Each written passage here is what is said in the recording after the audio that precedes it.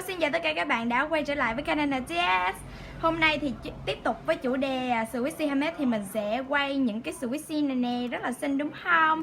Bây giờ thì mình sẽ giới thiệu ngay luôn nha. Nếu bạn nào mà chưa xem phần 1 thì hãy ghé vào kênh của mình để xem phần 1 và ủng hộ cho tụi mình nha. Bây giờ thì bắt đầu thôi. Let's go! Đầu tiên là một em Squishy BTS nha mọi người. Đó. Đây thì ngoại hình của nó rất là xinh, nhưng mà nó thì không được slow cho lắm nha. Nó không slow á mọi người, nhưng mà nó mềm lắm. Nó mềm và nó bóng nữa. Đó, và không khí nữa nha mọi người.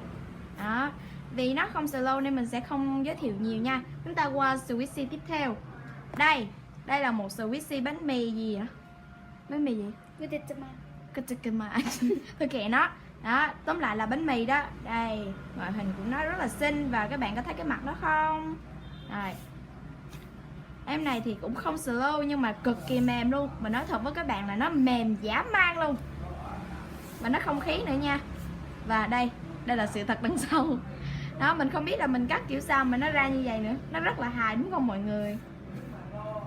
Nhưng vì đó là lần sau nên là cũng không quá là nghiêm trọng. Rồi, ta qua Squishy tiếp theo.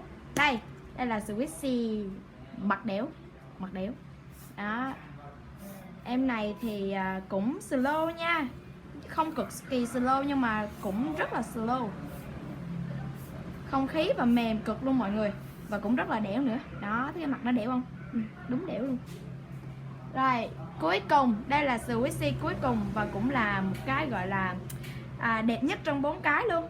Đây, cực kỳ bóng luôn mọi người. Đó, đây là cái răng.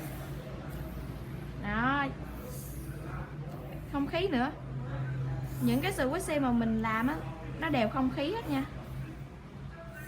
Và mềm nữa. Có em này là slow nè.